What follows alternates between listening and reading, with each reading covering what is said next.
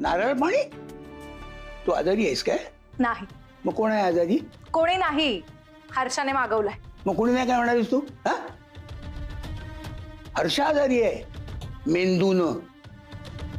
सांगू जाऊन तिला तुम्ही काय म्हणालात ते. ते काही शाळा वाटली तुला? हा? बाई तुम्हाला सांगते तिने माझा खोडलं पण चोरला. आणि हा? पियू, ए, इकडे इकडे इकडे इकडे.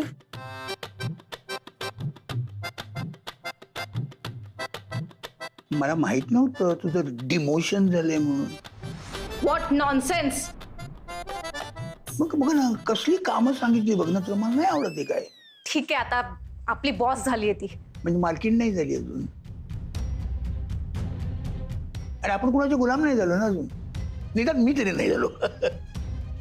काय आपण नाही बाबा, आपण कोणाचं काम असं ऐकत नाही कधी. आपण नाही ऐकत. हे बघा, हा? ती मैत्रीण आहे माझी. असं तुला वाटतं? आता बघ ना ती परवा तुमच्याकडे वाचकन ओरडली तुझ्या अंगावर. मला नाही आवडलं ते. मला वाईट वाटलं फार. माहितीये मी जवळजवळ रडायचं बाकी राहिलो. तुला माहितीये? ठीक आहे, त्या दिवशी मूड नसेल तिचा. तर तो मूड सांभाळायलाच तर आपण आहोत ना इथं. आता बघ परवा ती तुला बोलली. हा हा तुला ऐकून घ्यावं लागलं की नाही? तिने ते कागद तोंडावर फेकून मारले.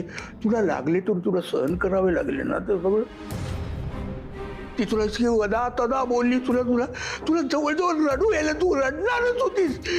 मला नाही आवडलं. पण तू तिची पर्सनल सेक्रेटरी होशील. नाही, असं काहीही होणार नाही. होणार आहे. झालंय.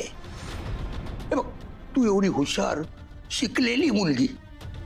बघ ना तुला कसली कामं करायला सांगते. बघ ना तुझा वेळ फुकट जातो त्यात. तुला सांगतो इथे ना तुझ्या कामाची कोणाला कदरच नाहीये.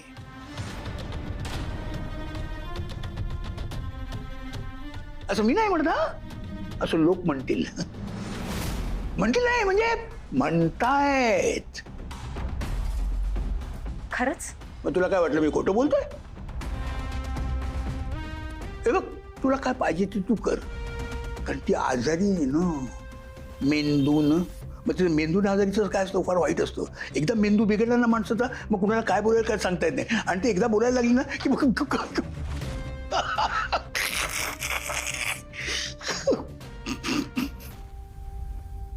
Oh, thank you. What nonsense is this? Protocol विसरलीस वाटतं. तू माझं काम विसरलीस? मी प्रोटोकॉल विसरले?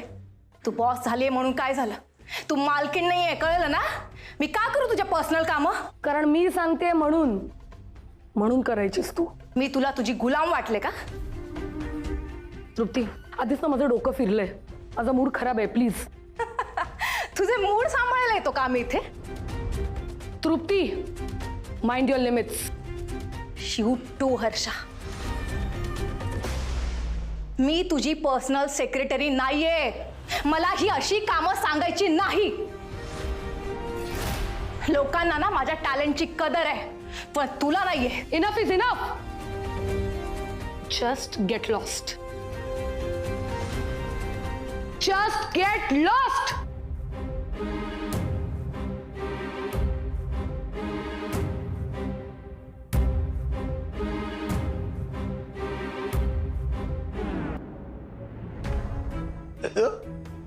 ऑफिसमध्ये असं वातावरण कधीच बघितलं नव्हतं.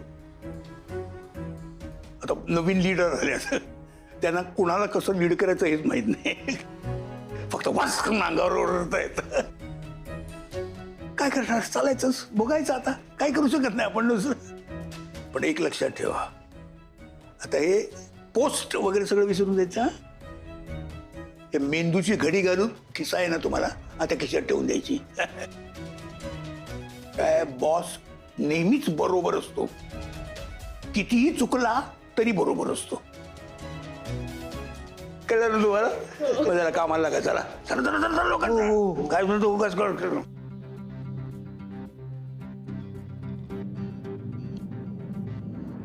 काय म्हणजे एका झटक्यात 7 लाख रुपये? हो बाबा, मला मान्य आहे माझ्या हातून खूप मोठी चूक झाली. आयुष्यात कधी इन्व्हेस्टमेंट केली नाही ना, म्हणून झालं असेल कदाचित. अनिश, तरुण वयात चुका होतातच. अरे एवढंच काय, शहाणी माणसं सुद्धा अशा फ्रॉडना बळी पडतात.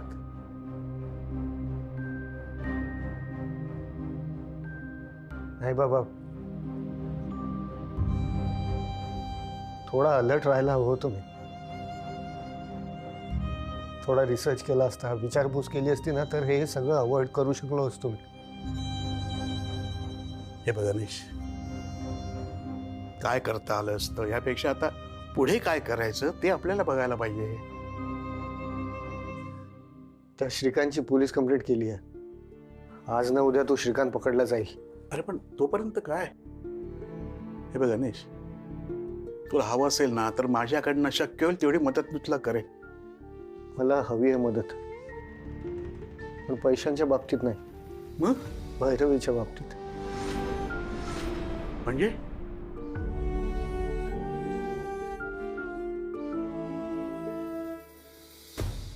बाबा, हे जे काही झालं त्यांनी भैरवीला खूप मोठा धक्का बसलाय हो. तिचे सगळे प्लॅन्स, सगळी स्वप्न डिस्ट्रॉय झाली.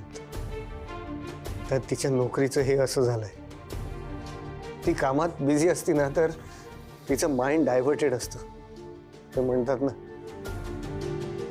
Empty mind is a devil's home. तसं व्हायला नको फक्त. काय म्हणतोस ते लक्षात येतंय माझ्या. बाबा, भैरवी मगाशी खूप विचित्र रिॲक्ट झाली आणि मी ब्लेम नाही करत आहे तिला. तिचं बोलणं, तिचं वागणं सगळं स्वाभाविक. खरं सांगू तुम्हाला, मी हल्ली जे काही करतो ना त्यात चुकतच जातोय हो. आणि ह्या सगळ्यात मला तिची काळजी वाटते. तुम्ही प्लीज प्लीज तिला सावरा. आता तिची आणि तिच्या मेंटल हेल्थची काळजी घ्यायला हवी. येतो.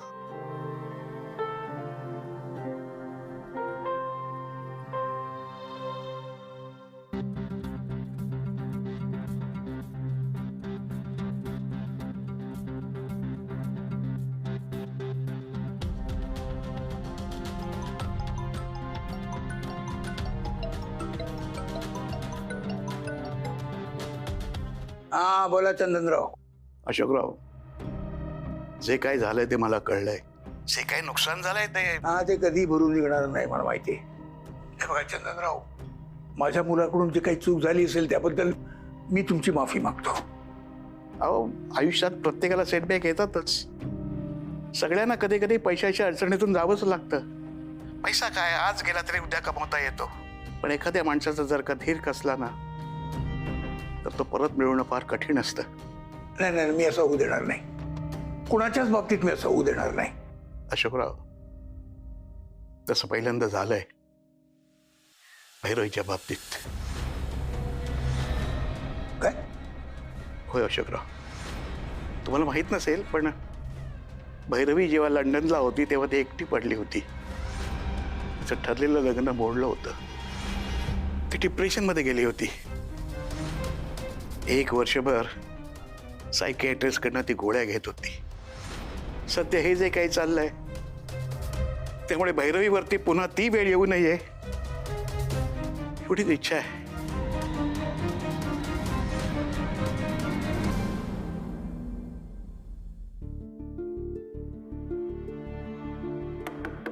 भैरवी, अगं जेवायला चाल ना. अगं मुलं आता येतच असतील, सगळे एकत्रच बसूया जेवायला.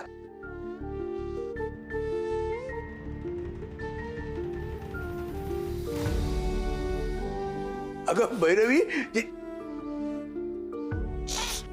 भैरवी तू रडतेस?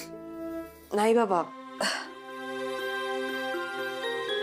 संध्याकाळ वेळी रडू नये बाळा. असं घरची लक्ष्मी जर दुःखात असेल ना तर देव सुद्धा नाराज होतात. काय करू मग बाबा, मला नाही कळत आहे. असं वाटतंय सगळ्या बाजूने संकट येत आहे. तुझ्यावर संकट आलंय? कसलं संकट आहे? हे जे काही चाललंय ते. इकडे बस बस बस बस, ये बस बस. सांग मला काय चाललंय. मला सगळं बोलायलाही त्रास होतोय बाबा. ऑफिसमध्ये आरोप झालाय माझ्यावर.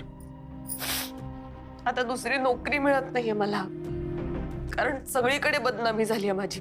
पोलीस चौकशीसाठी घेऊन गेले होते. मला सांग, परवाच्या वर्तमानपत्रात फ्रंट पेजवर आलेली ती बातमी आठवते तुला? नाही आठवत ना? लोकांना जगात घडणाऱ्या मोठमोठ्या गोष्टी सुद्धा लक्षात नसतात. भैरवी माझगावकरची नोकरी गेली. का गेली? पलीकडच्या घरात राहणाऱ्या लोकांना सुद्धा माहित नसेल, कारण ही तुझी घटना आहे, इतरांची नाही. कौतुकही विसरतात लोक, बदनामी विसरतात. तेव्हा हे संकट नाही.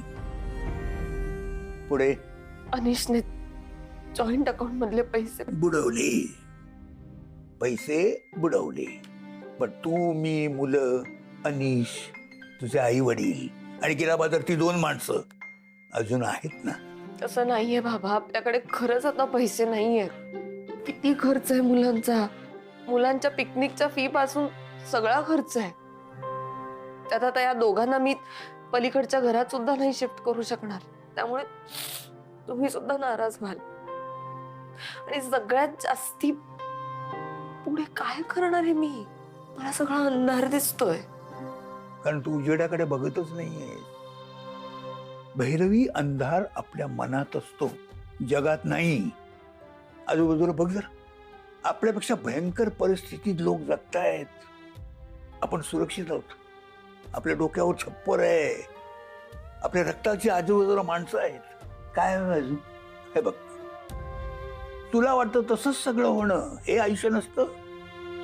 आपल्याला एक वाटत असतं आणि घडतं काही दुसरंच. हे आयुष्य असतं. आता तुला खरं आयुष्य म्हणजे काय हे शिकायला लागलीस तू. पण शिकताना परीक्षा या द्याव्याच लागतात ना. दरवेळी हातपाय गाळून बसणारीस का तू? तेव्हा उठ, सावर स्वतःला. संकट ही काही काळासाठी येतात, कायमची ठाण मांडून बसत नाहीत. तेव्हा पहिली गोष्ट, तब्येत सांभाळ. सर सलामत तो पगडी 50. अशी जर रडत बसलीस तर मुलांसमोर काय आदर्श ठेवणार आहेस तू? पण बाबा, अनिश माझ्याशी नीट बोलतही नाहीये. बोलेल तू. आपल्याला त्याला थोडा वेळ द्यावा लागेल, मग तो नक्की बोलेल तुझ्याशी. आणि एक गोष्ट, काळजी करू नकोस. नोकरीचा जास्त विचार करत बसू नकोस. बाबा, म्हणजे या वयात तुम्ही नोकरी करणार, तुम्ही पैसे कमवणार आणि मी काय? मी घरात बसायचं. अगं वेडे, एक बाई जे घरामध्ये काम करते त्याची किंमत जगात कुणीही करू शकत नाही. मी फक्त पैसा कमवतो, पण तू हे घर धरून ठेवतेस. केवढा फरक आहे आपल्यात. त्यापुढे नोकरीचं काय? पण तुझ्यावर कोणी का आणि कसा अन्याय केला ते आता मी शोधून काढणार आहे. मला वाटतं त्याचा उलगडा व्हायची आता वेळ आली. अगं उठ उठ, बसलीस काय? चल उठ उठ. असं रडत बसायचं नाही आता. देवापुढे दिवा लावलास? हा, बस देवापुढे दिवा लाव, मग आपण सगळेजण जेवायला बसूया. चल चल, ये ये ये.